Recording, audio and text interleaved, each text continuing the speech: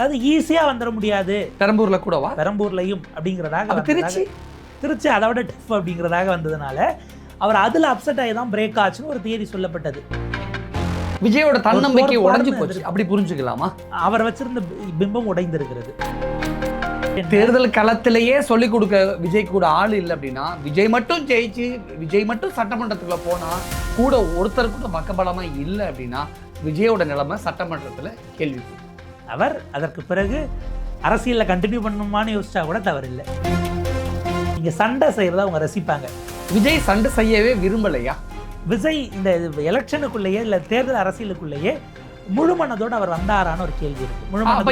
முழு மனதோடு விஜய் வரலன்னா விஜயை யாரும் ஃபோர்ஸ் பண்ணி கம்பல் பண்ணி அரசியலுக்குள்ள அந்த அரசியல் களத்தில் தள்ளி விடுறாங்க. இல்லை விஜய் வேற வழி இல்லாமல் தாவேகா விசஸ் திமுக அப்படின்னு சொல்கிறாரோ கொஞ்சம் மாறி தாவேகாவுக்கு ஓட்டு போட்டால் பிஜேபி உள்ளே வந்துடும் அப்படின்னு இப்போ பரிணாமம் அடைஞ்சிருக்கு. இது எப்படி புரிஞ்சுக்கும்? என்னன்னா நீங்கள் வேறு விஜய் ஒரு நாள் விட்டு ஒரு நாள் வந்தாலும் கூட விஜய் குறித்து பேசக்கூடிய வேலையை எல்லாரும் பண்ண ஆரம்பிச்சுக்கிறாங்க. இங்கே நம்பர் 1 ஃபுட்பால் பிளேயராக இருக்கலாம், வாலிபாலுக்கு வந்துட்டு பாலை காலில் ஏற்றினீங்கன்னா ஃபவுல் தான்.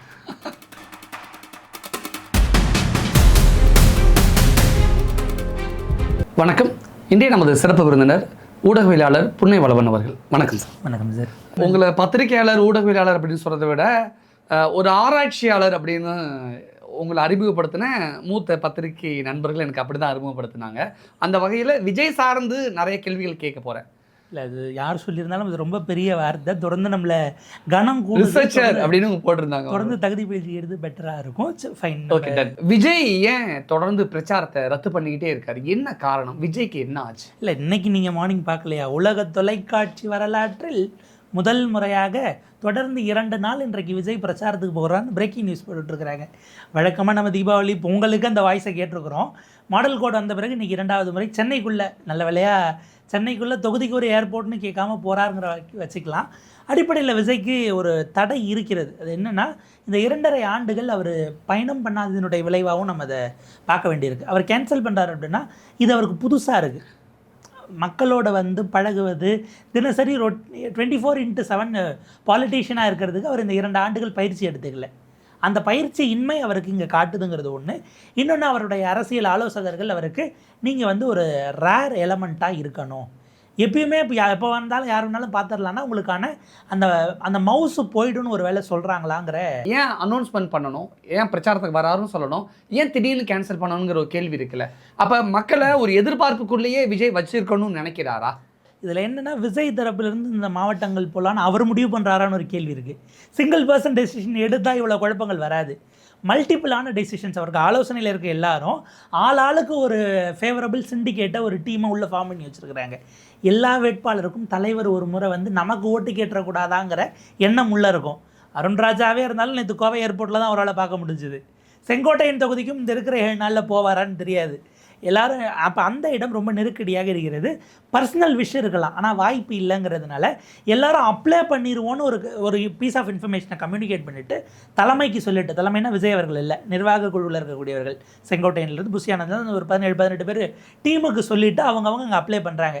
வர டென்டேட்டிவாக ஒரு டேட்டை வாங்கி வைங்க, பின்னாடி போஸ்ட்பாண்ட் ஆனாலும் நம்ம ஏற்கனவே அப்ளை பண்ணோன்னு சொல்லி கேட்டுக்கலான்னு ஒரு பேக்கப்புக்கு போட்டாங்க. விஜய் ஆரம்பத்திலேயே தமிழ்நாடு முழுக்க 234 தொகுதிக்கு போவது கரூர் சம்பவத்துக்கு முன்னாடியே அவருக்கு விருப்பம் இல்லை. நான் எப்படி சொல்கிறேன்னா, கரூர் உட்பட அவங்க ஒரு ஷெடியூல் போட்டாங்க இல்லையா, அது வந்து 30 மாவட்டங்களுடைய தலைநகரமாகத்தான் இருந்தது. சாட்டர்டே சண்டேன்னு அவர் போனது அப்படிங்கிறது.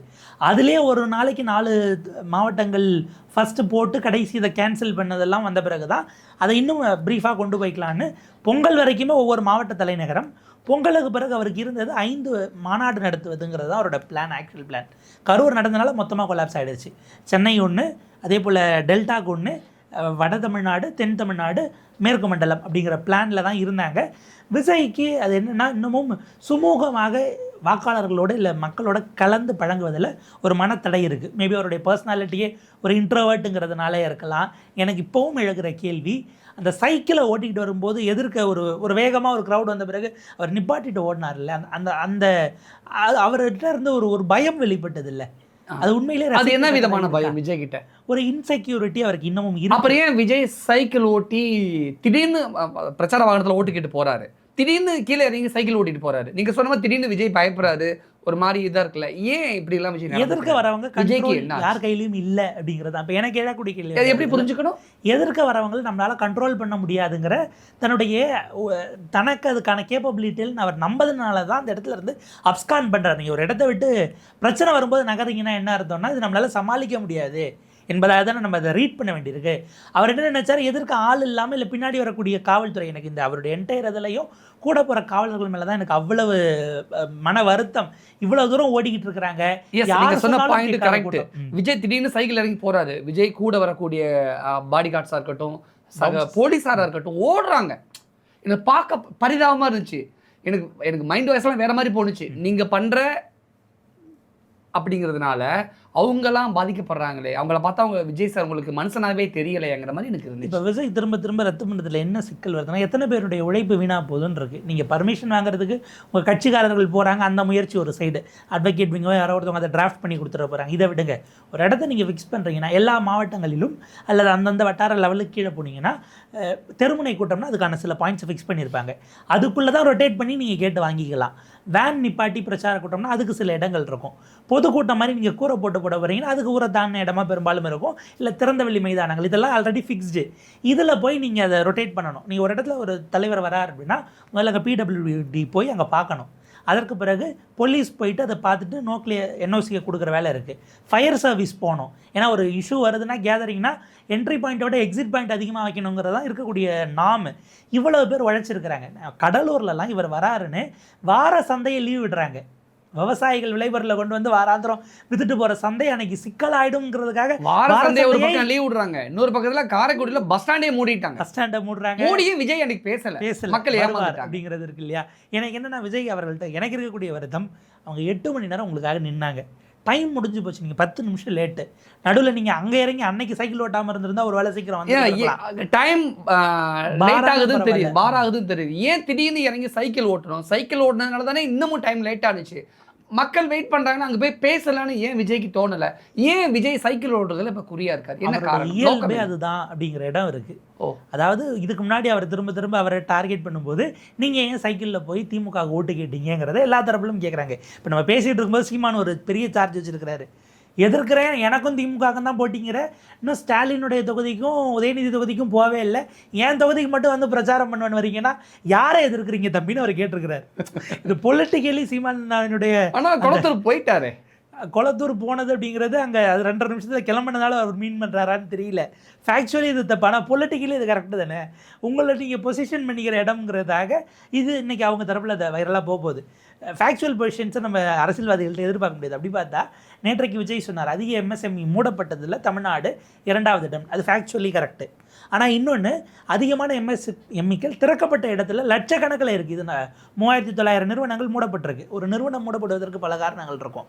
ஆனால் திறக்கப்பட்டது ஏறத்தாழ பார்த்தீங்கன்னா அந்த இது வந்து 5 லட்சத்துலேருந்து அது ஏறத்தாழ 17 லட்சம் வரைக்கும் போயிருக்கு.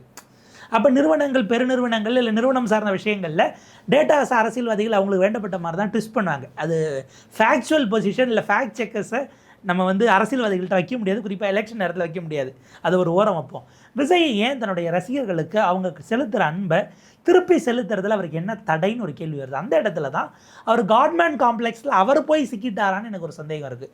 எல்லோரும் இந்த ரசிகர்களின் மீது செலிப்ரிட்டி ஒர்ஷிப் சிண்ட்ரோம்குள்ளே போகிறாங்க. ஒரு பிரபலமானவர்னா அவரை பின்னாடி நமக்கு மைக்கேல் ஜாக்சன் காலகட்டத்திலே கான்சர்ட்டுக்கு போயிட்டு உடஞ்சி அழக்கூடியதெல்லாம் நம்ம பார்த்துருக்குறோம். இது மத கூட்டங்களில் நடக்கிறது, அது தனி. பட் அதே உளவியலோட தான் இங்கே கொண்டு போய் இந்த பொறுத்துற இடம் இருக்குது இல்லையா. இவங்க இதில் செலிப்ரிட்டி ஒர்ஷிப் சிண்ட்ரோம் அந்த ரசிகர்கள் இருக்காங்கன்னு ஒரு விமர்சனத்தை வச்சா, இந்த பக்கம் அவர் காட்மேன் காம்ப்ளெக்ஸ்குள்ளே அவர் போய் சிக்கிக்கிட்டாரான்னு ஒரு கேள்வி இருக்குது. 8 மணி நேரம் நீங்கள் காரைக்குடியில் என்ன எக்ஸ்ட்ரா பேசினா ஒரு கேஸ் போட்டுருவாங்களா? தமிழ்நாட்டில் குறிப்பிட்ட நேரத்துக்குள்ளே கூட்டத்தை முடிக்காமல் கேஸ் வாங்காத அரசியல் தலைவர்களே கிடையாது. ஏன்னா எனக்காக அவன் 4 மணி நேரம் நின்றுட்டான்னு பேசி அது என்ன சார் பெரிய கேஸ் ஆகிட போகுது? நீங்கள் வரும்போது 100 கிலோமீட்டர் ரோட் ஷோவில் வரீங்க, அந்த 100 கிலோமீட்டருக்கு ரோட் ஷோ பர்மிஷன் இல்லை. அந்த ஒவ்வொரு ஏரியாவுக்குமான பீட்டில், போலீஸ் பீட்டில் பர்மிஷன் இல்லாமல் நீங்கள் ரேலி போனது கேஸாக பதிவாயிருக்கும். 12 கேஸ் வாங்கிட்டு ஒரு கேஸ் எக்ஸ்ட்ரா உங்கள் 8 மணி நேரம் உங்களுக்கு நின்னவனுக்கு நான் வாங்க மாட்டேன்னா இது என்ன மாதிரியான? விஜய் பயப்படுறாரா? விஜய் பயந்தாங்கோலியாங்கிற ஒரு கேள்வி இல்லை. தான் எக்ஸ்போஸ் ஆயிரும். அது பயம்ங்கிறது ரொம்ப பிளைனான வார்த்தையாக இருக்குது. திரும்ப திரும்ப அவர் ஒரே ஸ்கிரிப்டை தான் பேசுகிறாருன்னு வீடியோஸ் 3 கூட்டத்திலே வந்துருச்சு. 23ஆம் தேதி காலையில் குளிச்சுட்டு ஃப்ரெஷ்ஷாக கிளம்பி கையில் உங்கள் ஓட்டர் ஐடி எடுத்துகிட்டு ஸ்டைலாக கெத்தாக வீட்டில் இருக்கிறவங்களை கூப்பிட்டுட்டு ஓட்டிங் பூத்துக்கு போய் அங்கே விசில் சின்னத்துக்கு நேராக இருக்கிற அந்த பட்டனை நீங்கள் அமுக்கணும், ஒரு விசில் புரட்சி நடக்கணும் அப்படின்ட்டு அவர் இப்போ தெளிவாக விசிலுக்கு ஓட்டு போடுங்கிற இடத்துக்கு வராரு. விசில் சின்னத்தை பிரதானப்படுத்துகிறாரு. ஏன்னா எல்லா இடத்துலையும் விஜய் நிற்கலை, விஜய் நிற்கிறதா அவர் கிளைம் பண்ணாலும் இது அவர் திரும்ப சொன்ன பிறகு 3 இடங்களிலும் அவர் ஒரே ஸ்கிரிப்ட் தான் பேசுகிறாருங்கிறது எக்ஸ்போஸ் ஆகுது. அது ஒரு பேக் ஃபயர் ஆகுமா என்கிற எண்ணம் வருது. நீங்கள் ஒவ்வொரு கூட்டத்துக்கும் எல்லா தலைவர்களும் புதுசாக பேச முடியாது, அந்த ஆர்டரை ரொட்டேட் பண்ணுவாங்க. இன்ஸ்டண்ட்டாக நீங்கள் 4 மணி கூட்டத்தில் எடப்பாடி பழனிசாமி அவர்கள் பேசினா 7 மணிக்கு ஸ்டாலின் அவர்களுக்கு பதில் கொடுப்பார் பேசுகிற கூட்டத்திலேயே. இந்த அப்கிரேடேஷன், இந்த ரேஸ் போயிட்டுருக்குல்ல, இதில் விஜய் எங்கேயுமே இல்லைங்கிறது எக்ஸ்போஸ் ஆகிட வேண்டாங்கிறதுனால அவர் கூட்டத்தை தவிர்க்கிறார். அதிக கூட்டத்தில் பேச வேண்டாம்னா ஒரு தலைவன் ஹப்பாடா பேச வேண்டாமா முடிஞ்சு போச்சான்னு போகிறாருன்னா அந்த இடத்துல நீங்கள் உங்கள் ரசிகர்களுக்கு அவங்க செலுத்துறதை திரும்ப செலுத்துறீங்களா? அந்த அன்பை கேட்குறேன் நான். நீங்கள் ஜெயிக்கிறீங்க இல்லை, பொலிட்டிக்கலி நாளைக்கு அதிகாரத்துக்கு போகிறீங்க, இதுக்குள்ளேயே வரல. தனிநபராக பர்சனல் ரிலேஷன்ஷிப் ஒரு தலைவர் டெவலப் பண்ணவே விரும்பலையோங்கிறது தான் அவருடைய பர்சனல். இதை இப்படி கேட்கட்டுமா, மக்கள் விஜயை நேசிக்கிற அளவுக்கு விஜய் மக்களை நேசிக்கலையா? அதை அவருடைய இப்போ வரைக்கும் நம்ம பார்க்கும்போது திருப்பி செலுத்துறதுல அவருக்கு ஏதோ ஒரு தடை இருக்குது. நம்ம இப்போவே அவரின் மீது முத்திரை குத்தி அவர் உள்நோக்கத்தோடு இல்லை அவங்களை எக்ஸ்ப்ளாய்ட் பண்ணுறாங்கிற விமர்சனத்தை வைப்பதற்கு பதிலாக ஒன்று அவர் திருப்பி செலுத்துறாரா இல்லையாங்கிறது இன்னும் இது 2.5 ஆண்டுகள் என்ன பிரச்சனைனா பலரும் கேட்குறாங்க, நீங்கள் திமுக அதிமுகவுக்கு இணையா இது 2 வயசு குழந்தை தானே, இது எப்படி அந்த அளவுக்கு கட்டமைப்போட இல்லை அந்த மாதிரி செயல்படணும்னு கேட்குறீங்க அப்படின்னு சில விஷயங்களை வைக்கிறாங்க.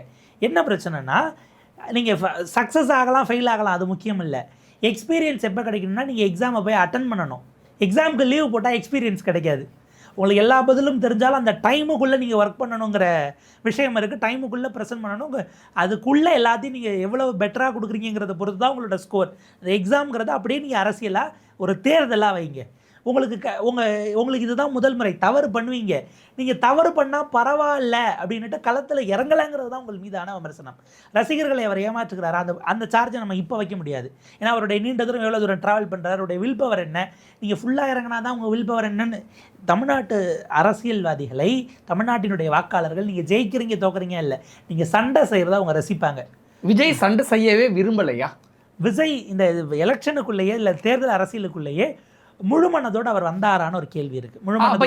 முழு மனதோடு விஜய் வரலன்னா விஜயை யாரோ ஃபோர்ஸ் பண்ணி கம்பல் பண்ணி அரசியலுக்குள்ள அந்த அரசியல் களத்தில் தள்ளி விடுறாங்க. இல்லை, விஜய் வேற வழி இல்லாமல் தாவேகா விசஸ் திமுக அப்படின்னு சொல்கிறாரோ. என்ன சிக்கல்னா இப்போ விஜய் யாருக்கு பீட்டிம்னு விஜய்க்கே தெரியலங்கிற மாதிரி எல்லாரும் ஒரு சார்ஜ் வைக்கிறாங்க. ஒரே உதாரணம் நம்ம ராதாபுரத்தை எடுத்துக்கலாம். நெல்லையில் ராதாபுரம் தொகுதி இருக்குது. அங்கே இந்நாள் முன்னாள் 2 எம்எல்ஏக்களும் ஆளுக்கு ஒரு சார்ஜ் வைக்கிறாங்க. அப்பாவும் என்ன சொல்கிறாரு, அமித்ஷா இறக்கி விட்டு தான் விஜய் வந்திருக்காரு, திமுக ஓட்டை பிரிக்கங்கிறாரு. இன்பதுரை அவர்கள் இப்போது எம்பி முன்னாள் எம்எல்ஏ அவர் சொல்கிறாரு திமுக தான் திட்டமிட்டு அதிமுகவுக்கு ஓட்டுகள் வந்துவிடக்கூடாது எதிர்ப்போன்னு விஜய் இறக்கி விட்டுருக்காங்கிறாரு. இப்போ சீமான் கேட்குறாரு நீங்கள் ஏன் திமுகவை எதிர்க்க மாட்டேங்கிறீங்க அப்படிங்கிற இடத்துக்கு திமுகவை எதிர்க்கிறதா திரும்ப திரும்ப சொல்கிறீங்களே தவிர களத்தில் நீங்கள் அவங்கள டிஸ்டர்பே பண்ணலேன்னு ஒரு சார்ஜ் வைக்கிறாரு. ஒருவேளை யாராவது அரசியலில் எலெக்ஷன் நேரத்தில் பி டீம்னு முத்திரை குத்துவாங்க. இதே திமுக கமல் அவர்களை 2021 பிஜேபி இறக்கி விட்டதுன்னு தான் சொன்னது. இன்றைக்கி அவர் டார்ச் லைட்லேயே வேண்டாம், நான் எலெக்ஷன்லேயே நிற்கலை, உங்களை ஆதரிக்கிறேன்னு ஒரு நாடாளுமன்ற தேர்தல் ஒரு சட்டமன்ற தேர்தலுக்கு வந்துட்டார். கால சுழற்சியில் அது ஓடும். அவங்கவுங்க தேவையான இடத்துல. நான் விஜய்க்கு விரும்பி அரசியலுக்கு வரல நான் மீன் பண்ணது அவருக்கு இந்த மக்களை ஆள வேண்டுங்கிற அந்த பொலிட்டிக்கல் ஸ்பிரிட் இல்லை. ஏதோ ஒரு வகையில் அது ஏதோ சில கேல்குலேஷன்ஸ் அவருக்கு இருக்கிறது. நம்ம அந்த இடத்துக்கு போகணும். அந்த இடத்துல இப்போ இருக்கக்கூடியவர்கள் யாராலாவது அவர் காயப்பட்டிருக்கலாம். அந்த பர்சனல் ஈகோ ஸ்கோர்ஸை செட்டில் பண்ண ஆரம்பிச்சுட்டு இதை அவரால் தாங்க முடியாத அளவுக்கான வேலையாக பலுவாக அரசியல் இருக்கிறதுங்கிறத இப்போ உணரும் போது வெளியிலையும் போக முடியாமல் மேற்கொண்டு ப்ரொசீட் பண்ணுறதுலையும் தடைகளோடு இருக்காரோன்னு நான் பார்க்குறேன். விஜய் பிஜேபியோட பி டீம் அப்படிங்கிற சொல்லாடல் கொஞ்சம் மாறி தாவேகாவுக்கு ஓட்டு போட்டால் பிஜேபி உள்ளே வந்துடும் அப்படின்னு இப்போ பரிணாமம் அடைஞ்சிருக்கு. இது எப்படி புரிஞ்சுக்கணும்? என்னென்னா நீங்கள் பாருங்க, விஜய் ஒரு நாள் விட்டு ஒரு நாள் வந்தாலும் கூட விஜய் குறித்து பேசக்கூடிய வேலையை எல்லாரும் பண்ண ஆரம்பிச்சிருக்கிறாங்க. நீங்கள் முதல்வர் துணை முதல்வர் ஸ்டேச்சரில் வேணால் அவங்க அதை எங்களுக்கு எதிரியே இல்லைன்னு அவங்க சொல்வதாக, அதாவது கமெண்ட்டு கொடுத்து நம்ம ஒரு மைலேஜை கொடுக்க வேண்டாம்னு ஸ்ட்ராட்டஜிக்கலாக யோசித்தாலும் அவங்களுக்கும் கிரவுண்ட் ரியாலிட்டி தெரியும். ஏன்னா நீங்கள் விஜய், சீமான், சசிகலா ராமதாஸ் சில இடங்கள், அதே போல் கிருஷ்ணசாமி, வேல்முருகன், இவங்க எல்லாரும் குறைந்தது ஒரு 40லேருந்து 50 தொகுதிகளில் யார் ஜெயிக்க போகிறாங்கிறத கடைசி நிமிஷம் வரைக்கும் ப்ரெடிக்ட் பண்ண முடியாத அளவுக்கு களத்தை அங்கே வந்து உள்ள அவ்வளோ குழப்பங்களை பண்ணிகிட்டு இருக்கிறாங்க. இப்போ நேற்றைக்கு அவர் கொங்கு மண்டலத்தில் நடத்திய அந்த விஷயம் இருக்குல்ல, ஏறத்தாழ திருப்பூர் திணறியது தான். அவரே அந்த கூட்டத்தை பார்த்து நேற்றுக்கு பயந்தாரு. டென்ஷன் ஆனாரா? ஏன்னா இதை தாண்டி யாரும் வராதீங்க, கொஞ்சம் அமைதியா இருங்க, பொறுமையா நான் சொல்றத பொறுமையா கேளுங்கன்னு ரிப்பீட்டடா பேசினார்ல. அப்ப ரசிகர்களை பார்த்து, பொதுமக்களை பார்த்து ஒரு விதமான பயம் வந்துருச்சு. அப்படி புரிஞ்சுக்க அந்த பயம் ஆயிட்டார்ல. அகைன் இது என் தலையில விழும், இந்த பொறுப்பு, இந்த பழி. கரூர் மாதிரி ஒரு சம்பவம் மறுபடியும் திருப்பூர்ல நடந்துச்சு. மறுபடியும் என்ன பிரேக் டவுன் நான் ஹேண்டில் பண்ணுவேன். அதே இடத்துல விஜயகாந்த் இருந்திருந்தா அவர் அங்க டிக்டேட் பண்ணிருப்பாரு. எஸ், ரெக்வஸ்ட் பண்ணிருக்க மாட்டார். அதுதான் ஒரு தலைவருக்கான பண்பு. வளர்த்துக்கலாம், அதில் நமக்கு பிரச்சனை இல்லை. அன்ஃபிட் ஃபார் பாலிடிக்ஸ் நம்ம யாரையும் நம்ம முத்திர குத்த வேண்டாம். தளபதி விஜய் தளபதியா தலைமைத்துவத்தை வளர்த்து கொள்ளவில்லையா? வளர்த்து கொள்ளாமலே அரசியல் களத்துக்கு வந்து விட்டதால் தளபதி விஜயால் முடிவெடுக்க முடியாமல் என்ன செய்வது என்று தெரியாமல் தடுமாறி கொண்டிருக்கிறார். அப்படி புரிஞ்சுக்கலாம். எக்ஸாக்ட்லி. அவர் இந்த 2.5 ஆண்டுகளில் கட்சி தலைவராகவே முயற்சிக்கல. நீங்கள் அரசியல் தலைவராவது அப்புறம் அரசியல்ல இன்னும் துரோகங்கள் என்ன நீங்க சந்திக்கல. ஒரு தொகுதி தானே வேட்பாளர். அப்ப விஜய்க்கு தளபதிங்கிற பட்டம் வந்து வெறும் பட்டம் மட்டும் தானா? பேரளவில் மட்டும் தானா? அவர் திரைத்துறைக்கான தளபதி, இளைய தளபதி. அதை தாண்டி அவர் இன்னைக்கு தளபதியும் இல்லை, அவர் தான் டாப் மோஸ்ட்ங்கிற அளவுக்கு அவங்க கிளைம் பண்றாங்க. அது திரைத்துறை. அந்த பட்டத்தை நம்ம கொண்டு வந்து இங்க ஃபிக்ஸ் பண்ண முடியாது இல்லையா? எத்தனை போருக்கு சார் போனீங்க நீங்க? அரசியல்வாதிகளுக்கு கொடுக்கக்கூடிய அடைமொழியை விடுங்க. தமிழ்நாடு அடைமொழிக்கு பெயர் பெற்றது. இல்ல, அந்த பெயருக்கு ஏற்ற மாதிரி கூட தளபதியா விஜய் நடந்துக்கல களத்துலங்கிற ஒரு கேள்வி. நீங்க அரசியலா உள்ள வரும்போது தளபதிகளை தயார்படுத்துகிற பேரரசனாக உங்க கட்சிக்கு நீங்க அரசனாக பேரரசனாக உட்காரணும். நீங்க தளபதிகளை தயார்படுத்தணும். தளபதியாவே விஜய் இல்லைங்கிறது தான் பிரச்சனை. தளபதிங்கிறவங்க போர் படையை வழிநடத்தக்கூடியவர்கள்ங்கிற இடத்துக்கு எடுத்துக்கலாம். நீ அரசியல் பேட்டில்னா நீங்க உங்களுடைய படையை ப்ராப்பரா கட்டமைச்சிங்களா, பயிற்சி கொடுத்தீங்களா, நீங்கள் நினைக்கிறத செஞ்சு முடிக்கிற அளவுக்கு அடுத்து ஒரு டீம் வேணும்ல. விஜய் இல்லைனா தமிழ்நாட்டில் தாவேகாவுக்கு பிரச்சார கூட்டமே இல்லைங்கிற லெவலுக்கு இன்னைக்கு வந்திருக்கு இல்லையா? அது விஜய் அதில் என்னென்னா அதில் ஒரு சைக்கலாஜிக்கல் ஒரு விஷயமும் இருக்குது. இன்னமும் அவர் திரைத்துறையினுடைய அந்த உளவியல்லே இருக்கார். பெரிய பெரிய ஆக்டர்ஸ் நீங்கள் டபுள் ஹீரோ சப்ஜெக்ட் எடுத்திங்கன்னா அதில் யார் சீனியரோ 2 பேரும் சேர்ந்து ஃப்ரேமை ஷேர் பண்ணும்போது அவங்களுக்கு ஸ்கோர் பண்ணுற மாதிரி டைலாக் இருந்தால் கோச்சிப்பாங்க. எஸ், ஈவன் ரவிக்குமார் சார் அதை இதில் பேசும்போது ரவிக்குமார் சாரும் சரத்குமார் சாரும் சேர்ந்து ஒரு இன்டர்வியூ சமீபத்தில் கொடுத்துருந்தாங்க. சேரன் பாண்டியன்லையோ இல்லை வேறு ஒரு சப்ஜெக்டில் டபுள் சப்ஜெக்ட் வைக்கும்போது அவருக்கு நீங்கள் கூட கொடுத்த மாதிரி இருக்குன்னு சரத்குமார் சார் கோச்சிக்கிட்டாரு அப்படின்னு அவர் அதை கோட் பண்ணார். பட் அதுக்கு பிறகு சரத்குமார் சார் இல்லை, அது கதைக்கு தேவைன்னு நான் புரிஞ்சுக்கிட்டனாலும் அந்த ஒரு இது இருந்துச்சுன்னாங்க. இது ஈவன் உங்களுக்கு திருவிளையாடலில் தருமையாக நாகேஷ் பண்ணும்போது ஏபிஎன் கிட்ட சிவாஜி நான் மொத்தமாக அவ்வளவு கம்பீரமாக சிவனாக இருக்கேன், அவன் பாடி லாங்குவேஜில் தூக்கி முடிச்சிட்டான். நீங்கள் விஜய் இப்போ வரைக்கும் அவர் பேசும் பொழுது அவருக்குன்னு தனி மைக் இருக்கும். கேரவனில் வேட்பாளரே ஏற்றாததுலேருந்து ஃப்ரேமை ஷேர் பண்ணால் நாளைக்கு என்னால் அவன் வளர்ந்து அவன் ஓவர் ஷேடோ பண்ணிடுவானோங்கிற அந்த ஒரு சிக்கல் அவருக்கு இன்னமும் தொடர்ந்து கொண்டு இருக்கிறதான்னு ஒரு. அப்போ ஜெயலலிதா மேடையில் இருக்கும்பொழுது கூட யாருமே இருக்க மாட்டாங்க அப்படிங்கிற மாதிரி சினிமாக்களில் ஹீரோ போஸ்டரை மட்டும்தான், ஃபோட்டோ மட்டும் தான் போடணும், மற்ற ஃபோட்டோஸ் போடக்கூடாது அப்படின்னு சொல்கிற மாதிரி விஜயும் அதே மாதிரியான ஒரு மைண்ட் செட்டில் நான் மட்டும்தான், தான் கட்சி, வேறு யாருமே கிடையாது அப்படின்னு ஒரு விதமான மைண்ட் செட்டில். அல்லது அது எப்படி சொல்லணும் அந்த வார்த்தையை? ஜெயலலிதா அந்த இடத்துல 91 வரைக்கும் அப்படி கிடையாது, ஜெயிக்கிற வரைக்கும் அவங்க அப்படி கிடையாது. அவங்க அதற்கு முன்பாக எதிர்க்கட்சி தலைவர் ஆன போதும் சரி, ஜேஜா பிளவின் போதும் இருந்தும் சரி, அவங்க கிரவுண்ட் டு கிரவுண்ட் அவ்வளோ கனெக்டடாக, அதாவது அவங்கள விட சீனியர்ஸாக இருந்தவங்களெல்லாம் ஆதரித்து அவங்க பிரச்சாரத்துக்கு போய் நின்ற இடத்துல இருந்து தான் அவங்க வந்திருக்கிறாங்க. அவங்க அப்படி மாறியதற்கான காரணம் அவர்கள் கடந்து வந்த பாதையில் இருந்த காயங்கள். அல்டுகெதராக அது ஒரு மேல் டாமினேட்டடாக இருந்த பாலிடிக்ஸில் அவங்க குறி வைக்கப்பட்டதுங்கிறதெல்லாம் தாண்டி அவங்க அப்படியான ஒரு நிலைப்பாட்டுக்கு போகிறாங்க.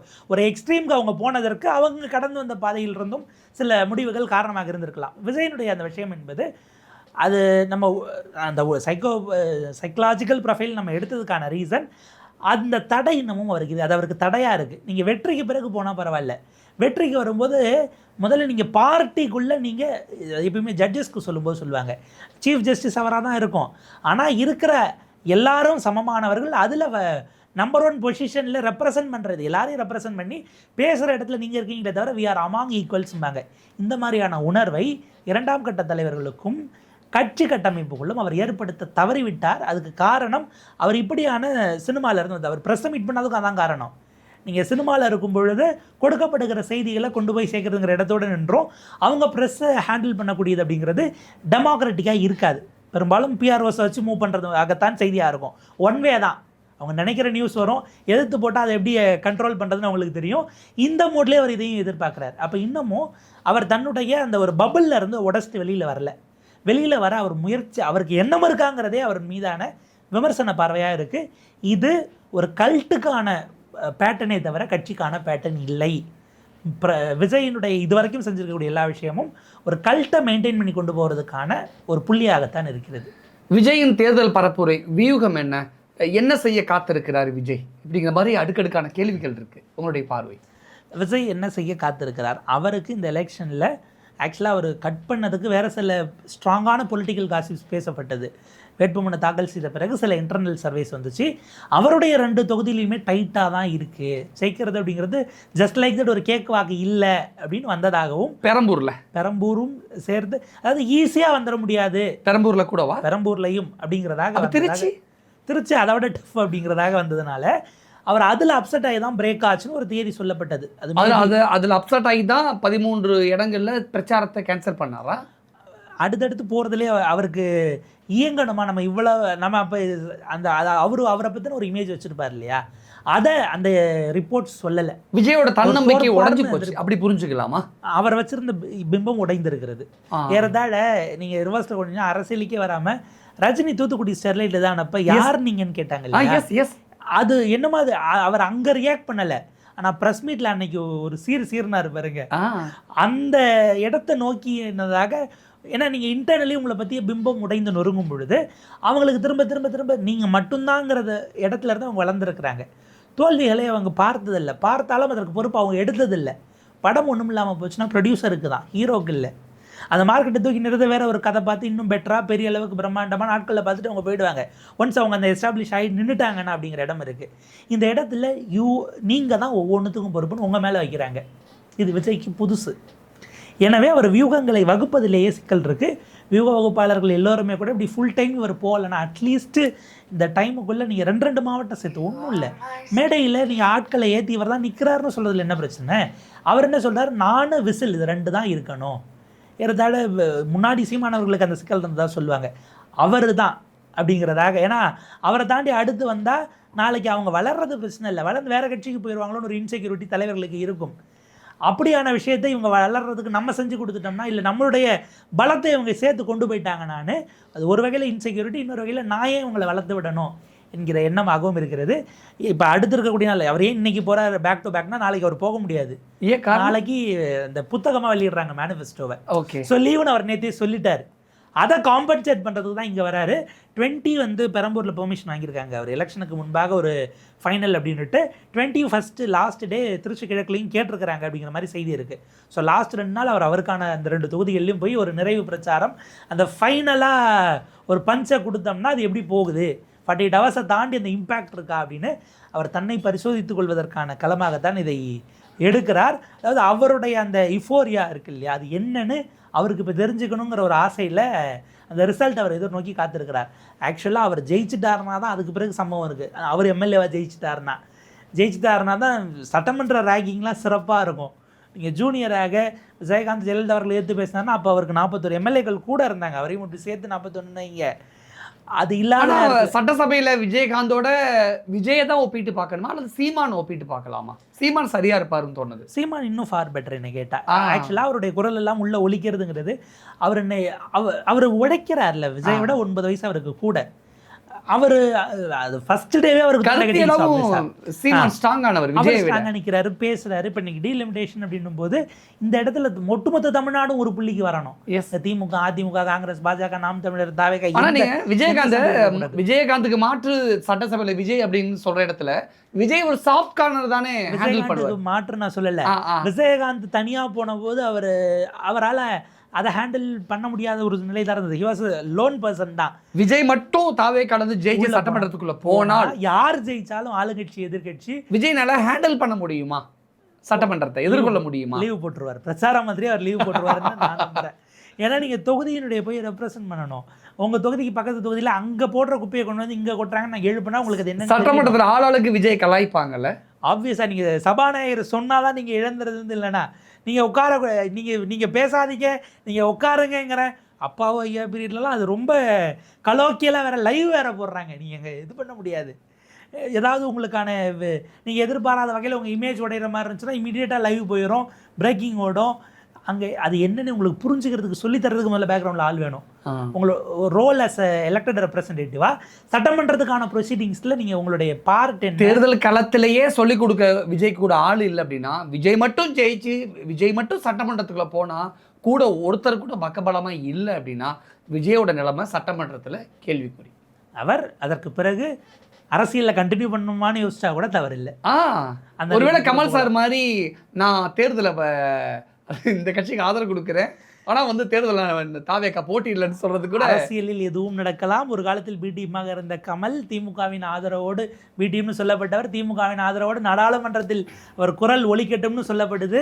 இந்த முறை நீங்கள் 2 சீட்டு தான் கொடுப்பீங்கன்னா டார்ச் இல்லைனா எனக்கு சீட்டே வேண்டான்னு சொல்கிற அளவுக்கு அவ்வளவு அனுசரணையாக பாசிச சக்தி வந்துடக்கூடாதுங்கிறது போத மாதிரி அரசியல்வாதிகளுடைய வார்த்தைகள் தண்ணியில் எழுதுனது கூட கிடையாது, காதில் எழுதுனது. நீங்கள் எல்லாரையும் அவங்களுக்கான சூழல் தேவை வரும்போது அவங்க அந்த வார்த்தையில் கீப் அப் பண்ண மாட்டாங்க. லீஸ்ட்டு குறைந்தபட்சமாக கம்பேரிட்டிவ்லி இருக்கிறதுல பரவாயில்ல யாருங்கிறத தேடி தான் மக்கள் போயிட்டுருக்கிறாங்க. தி பெஸ்ட்டை நோக்கின விஷயமாக நம்முடைய தேர்தல் களம் இப்போ வரைக்கும் இல்லை. விஜய் கடந்த கால தன்னுடைய தேர்தல் பிரச்சார பேச்சிலிருந்து இப்போ கொஞ்சம் சேஞ்ச் ஆகிருக்கோ, வாக்குறுதிகளை கொடுக்க ஆரம்பிச்சிட்டாரு அப்படிங்கிற மாதிரி புரிஞ்சுக்கிற மாதிரி இருக்குது. முக்கியமான எலெக்ஷன் மேனிஃபெஸ்டோ 16ஆம் தேதி வெளியிட போகிறேன் அப்படின்னு சொல்லியிருக்காரு. பழைய ஓய்வூதிய திட்டம் கொண்டு வர பரிசீலிக்கப்படும் அப்படின்லாம் சொல்கிறாரு. அப்போ சில இலவசங்களையும் அறிவிச்சிருக்காரு. அப்போ திமுக அதிமுகவுக்கு மாற்று தாவேக்கா அப்படின்னு மக்கள் புரிஞ்சு வச்சுருக்காங்க. அந்த புரிதல் தப்பு அப்படின்னு புரிஞ்சுக்கணுமா? 485 பக்கத்துக்கு புக்கே ரிலீஸ் பண்ணியிருக்காரு சீமான் சார். நீங்கள் அப்படியெல்லாம் நீங்கள் மேனிஃபெஸ்டோலாம் படிச்சுட்டு தான் ஓட்டு பண்ணணும்னா 2031 அவர் ஒரு 400 பக்கம், இங்கே திமுக சைடு ஒரு 90 என்னமோ, அதிமுக அது சிம்பிளிஃபைடு வெர்ஷனே ஒரு 60. இது போக இப்போ இவர் நாளைக்கு ஒரு புக்கை கொடுக்க போகிறார், ஒரு புக்கே கொடுக்குறேன்னு தான் சொல்லியிருக்காரு. அப்போ விஜய் இது வரைக்கும் அறிவிச்ச அந்த தேர்தல் திட்டங்கள் எல்லாமே அதிமுக பார்த்து சொன்ன மாதிரியே ஒரு ஃபீல் இருந்தது. இல்லை, இப்போ அந்த இடம் விஜய் சொன்ன வாக்குறுதிகளின் மீது விஜய்க்கே நம்பிக்கை இருக்கான்னு ஒரு கேள்வி இருக்குது. அவர் முதல் செட்டை எங்கே அறிவிச்சார்? மகளிர் தின விழாவில் மார்ச் மாதம் அறிவிச்சார். அன்னம்பூரணி சூப்பர் 6, தாய்மாமன் சீரு இதெல்லாம் அவர் அறிவிச்சார், குழந்தை பிறந்தான்னு. அதற்கு பிறகு அவர் இப்போ ஒரு 5-6 கூட்டங்கள் பேசியிருப்பாரா? எங்கேயாவது அதை திரும்ப நினைவூட்டினாரா? இல்லையே. அப்போ அவருக்கு அதில் நம்பிக்கை இல்லையா? இல்லை அது அவருடைய பிரைன் சைடில் இல்லையா? ஸ்டாலின் போராட்டமெல்லாம் 8000 கூப்பனை பேசுகிறாரு. எடப்பாடி பழனிசாமி போராட்டம்லாம் வந்ததும் 10,000 கொடுப்போம், மகளிர் உரிமை தொகை 2000, ஃப்ரிட்ஜுன்னு பேசுகிறாரு. அவங்க அந்த ஸ்கீமை திரும்ப கொண்டு போய் சேர்ப்பதற்கான முயற்சியில் செய்கிறாங்க. அஃபிஷியலாக விஜய் அறிவித்த மகளிருக்கான திட்டம், இளைஞர்களுக்காக அந்த இது கேண்டிடேட்ஸ் அறிவிக்கிற அன்றைக்கி அறிவித்தார். ட்ரக் ஃப்ரீயாக கொண்டு வருவோம், படிக்கிறதுக்கான 25 லட்சம் ஃபண்டு கொடுப்போம், இதெல்லாம் அவர் பேசியது இருக்குது. அதுக்கப்புறம் அவரே பேசலை. இப்போ நேற்றைக்கு பேசியதோ அதற்கு முன்பாக மீனவர்கள் நலன் குறித்தோ அஃபிஷியலாக அந்த சர்க்குலரை கூட அவங்க சர்க்குலேட் பண்ணல. அப்போ பின்னாடி இருக்கக்கூடிய ஸ்ட்ராட்டஜி டீம் கொடுக்கக்கூடியதாக அவர் இன்ஸ்டால்மெண்ட்டாக கொடுக்குறாரே தவிர அவர் அதை மனம் ஒத்துருந்தால் போகிற இடத்துல கோட் பண்ணுவார், நான் வரேன் அண்ணன் செஞ்சு தரேன்னு அந்த கனெக்டை ஏற்படுத்த முயற்சிப்பார். தன்னுடைய பாப்புலிஸ்ட் ஸ்கீமை கொண்டு போவார். அதை கொண்டு போகலை அப்படின்னா இவங்க 2 பேருக்குமான அந்த பேட்டர்ன்லேருந்து அவர் மாறுபட்டால் பிரச்சனை இல்லை. நமக்கு சொல்லக்கூடியது இதுக்கான கேம் ரூல் வேறு. நீங்கள் நம்பர் 1 ஃபுட்பால் பிளேயராக இருக்கலாம், வாலிபாலுக்கு பாலை காலில் ஏற்றினீங்கன்னா ஃபவுல் தான். ரொம்ப சரியான உதாரணமாக இருக்கு. ஆச்சா, அந்த இடம் தான் விஜய் இந்த மாதிரி தான் டிஎம்கே மாதிரி தான் இருக்குன்னு நம்ம சொல்லலை. இந்த கேமுக்கான ஒரு ரூல் இருக்குது சார், நீங்கள் அதை ஃபாலோ பண்ணணும், இல்லைனா ஃபவுல் அப்படிங்கிற இடம் தான் வருது. ஸோ அவர் நிறைய கொண்டு வரட்டும், பேசட்டும், உழைக்கட்டும். நம்ம அவர்கிட்ட வைக்கக்கூடிய ஒரே சார்ஜ், உங்களுடைய உழைப்பு பத்தலை சார். நீங்கள் எங்கள் எல்லாரையும் சேர்த்து ஆளணும்னு ஆசைப்பட்றீங்கன்னா 73 வயதான ஸ்டாலின், 71 வயதான எடப்பாடி பழனிசாமி, 59 வயதான சீமான், இவர்களுடைய உழைப்பை தாண்டி உங்கள் சார்ஜ் படி திமுக தீய சக்தி நீங்கள் வைக்கிறீங்கன்னா கெட்டவங்க இவ்வளோ உழைக்கிறாங்கன்னா நல்லவங்க அதை விட பல மடங்கு உழைக்கணும் சார், நீங்கள் சொல்கிற ஸ்டேட்மெண்ட் படி. அப்போ அந்த உழைப்பு எங்கேங்கிறது தான் கேள்வி. நீங்கள் இந்த 2.5 ஆண்டுகள் இறங்கி பயணப்பட்டிருந்தீங்கன்னா இந்த ஒரு ரஷ்ஷை நீங்கள் குறைச்சிருந்துருக்கலாம். நீங்கள் என்ன நினைக்கிறீங்க? அப்புறம் அவர் தான் வந்துட்டு இருப்பார், அடிக்கடி இங்கே தான் கூட்டம் போடுவாருங்கிற மாதிரி போயிட்டாங்கன்னா அந்த கிரேஸ் இல்லாமல் போயிடுமோன்னு நீங்கள் நினைக்கிறீங்க. ஊதி பெரிதாக்கப்பட்ட பிம்பங்கள் பலவற்றையும் காலமும் மக்களும் எல்லா ஃபர்னிச்சரையும் உடைச்சிருக்கிறாங்க. அதுக்கு பிறகு மேபி இதற்கு பிறகான ஒரு புதிய படிப்பினையோட வேற ஒரு கிளியர் விஷனோட அவர் தொடர்ந்தால் நம்முடைய வாழ்த்துக்களை சொல்லலாம். விஜயை பற்றி ரொம்ப ரிசர்ச் பண்ண மாதிரி ரொம்ப அழகாக பேசுகிறீங்க. இன்னும் சில கேள்விகள் தான். தூத்துக்குடி அஜிதா தாவேக்காலேருந்து திமுகவில் ஜாயின் பண்ணியிருக்காங்க. திமுகவுடைய டீனர் கரண்ட் எம்எல்ஏ கருணாநிதியோட மகள் தாவைக்காவில் சேர்ந்திருக்காங்க. எப்படி பார்க்கணும், எப்படி புரிஞ்சுக்கணும்? இல்லை, ஒரு புதிய அமைப்புகள் வரும் பொழுது ஆக்சுவலாக அது ரொம்ப ஜோக்காகவே சொல்லப்பட்டது. நல்ல வேலை விஜய் வேட்பாளர் அறிவிக்கிறதுக்கு 2 நாளைக்கு முன்னாடி தான் அதிமுக அறிவிச்சாங்க. ஒருவேளை ஒரு வாரத்துக்கு முன்னாடி அறிவிச்சிருந்தா சீட்டு கிடைக்காதவங்க மொத்தமாக வந்து 234 தாவேக்கால வேறு கட்சியிலேருந்து வந்தவங்களா போயிட்டு இருக்கணும் ஒரு பார்வை வச்சாங்க. கட்சிகளுக்குள்ளே அந்த சண்டை, ஏன்னா ஒரு கட்சிக்குள்ளேயே 4 எம்எல்ஏ ஆஸ்பிரண்ட் இருப்பாங்க. அந்த 4 பேரும் எதிர்பார்க்காத மற்ற 3 பேரும் உள்ளடி வேலை பார்த்துருக்கூடாது. கடந்த முறை சுப்புலட்சுமி ஜெகதீசன் மொடக்குறிச்சியில் தோல்வியடைந்ததும் வெற்றி வாய்ப்பு பறி கொடுத்ததும், இவங்க பூங்கோதை ஆலடியார் ஆலங்குளத்தில் அவங்களுடைய வெற்றி வாய்ப்பு பறி கொடுத்ததும் இன்டர்னல் ரிஃப்ட்னால தாங்கிற ஒரு பாயிண்ட் இருக்குது. அதை தாண்டி கூட்டணி கட்சி கொடுத்தா 4 பேர் சேர்ந்து எடுத்து வேலை பார்ப்பாங்க. அதிமுக அதனால தான் தொகுதிக்கு பொறுப்பாளர்கள்னு சில பேரை போட்டு மூத்த தலைவர்களை அனுப்பி இந்த 4 கோஷ்டியை சமாதானப்படுத்தணும்னு ஒரு பேச்சப் பண்ணாங்க. இவர்கிட்ட அந்த ஒரு முயற்சி இல்லை அப்படி செய்யணுங்கிறதே அவருக்கு புரிதல் இல்லாமல் இருந்தது ஒரு காரணம். செங்கோட்டையின் இருந்தும் கூட, இல்லை ஜேசிடி பிரபாகர், இல்லை உங்களுக்கு இவரை கூபா கிருஷ்ணன்லாம் இருந்தும் கூட எந்த இடத்துல அவங்க அட்வைஸை வாங்கணுங்கிறத தலைவர் முடிவு பண்ணாமல் போயிட்டார் அந்த கட்சிக்குள்ளேங்கிற ஒரு விஷயம் இருக்குது. அதுதான் அவருக்கான நெருக்கடியாக மாறி இருக்கிறது. அவருக்கு இருக்கிற ரிசோர்ஸஸ் என்ன ஒரு பிரச்சனை, நீங்கள் யூபிஎஸ்சி ஒரு ஆஸ்பிரண்ட்டாக இருக்கீங்கன்னா உங்களுக்கு சொல்லுவாங்க புக்ஸு நிறைய இருக்கும், நீ அதுக்குன்னு எல்லாத்தையும் படிச்சுன்னா நீ குழம்பிடுவேன். ஒரு சப்ஜெக்ட்டுக்கு ஏதாவது 1 அல்லது 2 சோர்ஸை நீங்கள் சுருக்கிக்கிட்டே வந்து கீழே ரிஃபைன் பண்ணணும். அந்த சேனலை குறைச்சிக்கிட்டே வந்து லாஸ்ட்டாக ரிஃபைன் பண்ணுற இடத்துல ஒரு சிங்கிள் சோர்ஸ்க்கு நீங்கள் வந்து கப்ளப் பண்ணணும்பாங்க. நீங்கள் எல்லாத்தையும் அட் அ டைமில் இன்ஃபர்மேஷன் வாங்கினா எந்த முடிவும் எடுக்க முடியாமல் போயிடும். விஜய்க்கான குழப்பத்திற்கு காரணம் அவரின் மீது அன்பு செலுத்துகிறவர்கள் நிறைய பேர் இருக்கிறாங்க. இதில் என்னென்னா உங்களுக்கு ஒரு ஐடியா சொல்கிறாங்கன்னா அவங்களுக்கு ஒரு நோக்கம் இருக்கும், அவங்களுக்கு சில லாபங்கள் பெனிஃபிட்ஸ் அதுக்கு பின்னாடி வரும். நீங்கள் அதில் எது மியூச்சுவலாக வருங்கிறத பார்த்து முடிவு எடுக்கிற இடத்துல தலைவர் வரணும். என்னன்னா அவருடைய சினிமா துறையில் எந்த முடிவும் அவர் எடுத்ததில்லையோங்கிற ஒரு இடம் வருது. ஓகே, முழுக்க அவருடைய ஸ்டாண்டை சொல்லிப்பாங்க. மற்றவங்கெல்லாம் சேர்த்து ஒர்க் பண்ணாலும் கிரெடிட்ஸ் அவருக்கு போகும். இங்கே நீங்கள் சொல்லாமலே யார் வேலை பார்த்தாலும் தப்பு நடந்தால் உங்களை தான் பொறுப்பாக்குறாங்க. எந்த படத்தினுடைய தோல்விக்கும் இந்த நடிகர் பொறுப்பு இன்றைக்கி வரைக்கும் சொன்னதில்லை. டைரக்டர் கவுத்துட்டாருன்னு தான் சொல்லுவாங்களே தவிர டைரக்டர் எடுக்க முடியாமல் சொதப்பிட்டார், சினிமாட்டோகிராஃபியில் காலி பண்ணிட்டாங்க, ஆர்ட் டைரக்டர் சொதப்பி விட்டுட்டார், இப்படியெல்லாம் போகுமே தவிர ஒழுங்காக நடிக்காமல் அந்த நடிகர்னால தாங்க போச்சுன்னு ஒரு நாளாக வந்ததில்லை. அங்கே நீங்கள் செய்யாததுக்கெல்லாம் ஜெயிக்கும் போது கிரெடிட் வரும். இது அதுக்கு நேர்மார், 2 வெவ்வேறு கேம்ங்கிறத அவர் புரிஞ்சுக்கல அப்படிங்கிறது ஒரு நெருடல். பட் இதை அவர் என்ன ப்ராசஸ் பண்ண போகிறாரு, ப்ராசஸ் பண்ண அவர் விரும்புகிறாரா எலெக்ஷனுக்கு பிறகு அப்படிங்கிறது அப்போ தான் அவருடைய பர்சனாலிட்டி நம்ம இன்னும் புரிஞ்சுக்க முடியும். அவர் ஒரு கண்ணாடி கிளாஸை தாண்டி அந்த பக்கம் இருக்கக்கூடியவராக தான் இருக்கிறார். அந்த கண்ணாடி வீட்டை தாண்டி என்னெல்லாம் அவருக்கு போச்சு, எதை ஃபில்டர் பண்ணாருங்கிறது இப்போ வரைக்கும் புரியாத மர்மமாக தான் எல்லாருக்கும் இருக்குது. யங்ஸ்டர்ஸ் ஓட்டு வந்து விஜய்க்கு தான் கிடைக்கும் அப்படின்னு பெரும்பாலான நபர்கள் சொல்கிறாங்க. ஆனால் எடப்பாடி அவர்கள் முதலமைச்சராக இருக்கும் பொழுது நிறைய ஸ்டூடெண்ட்ஸ் ஆல் பாஸ் பண்ண வச்சார். அப்போ அந்த ஸ்டூடெண்ட்ஸ்லாம் இப்போ தான் ஓட்டு வந்திருக்கோம். அப்போ யங்ஸ்டர்ஸ் ஓட்டு எடப்பாடிக்கு போகுமா, அதிமுகவுக்கு போகுமா, விஜய்க்கு வருமாங்கிற ஒரு கேள்வி. யங்ஸ்டர் ஓட்டுக்கு வேற எதையாவது சொல்லலாம். நீங்கள் அந்த தம்பிங்க அடுத்த செமஸ்டர் நீங்கள் அடுத்த வருஷமே மறந்துருப்பாங்க. அது 5 வருஷம் ஒரு நன்றி உணர்வு இருக்க வேண்டாமா? உணர்வு அப்படிங்கிறது அரசியலில் எதிர்பார்க்கலாமா அப்படிங்கிற அந்த இடத்துல கலைஞரை கோட் பண்ணணும். நம்மால் பலன் பெற்றவர்கள் கடைசி வரை நம்மோடு அந்த உணர்ச்சி, நன்றி உணர்வை வெளிக்காட்டுவார்கள் நம்ம ஒரு நாள் நினைக்கக்கூடாது. அவங்களுக்கான தேவைகள் முடிந்த பிறகு புதிய தேவைகள் வந்தால் விட்டுட்டு தான் போவாங்கங்கிறது எல்லா அரசியல்வாதிகளும் தெரிந்து கொள்ள வேண்டிய ஒன்று. இதுக்கு எனக்கு இப்போ என்ன கேள்வினா, இதுக்கு முன்னாடி ஒரே ஒருத்தர் தான் சொல்லிட்டு இருந்தார், ஏன் இப்போ எனக்கு ஓட்டு போகிறவெல்லாம் ஸ்கூலில் படிச்சுட்டு இருக்கான்னு சீமானண்ணன் மட்டும்தான் சொல்லிட்டு இருந்தார். எத்தனை பேர் தாங்க ஸ்கூல் பசங்களை குறி வைக்கிறீங்கிறது.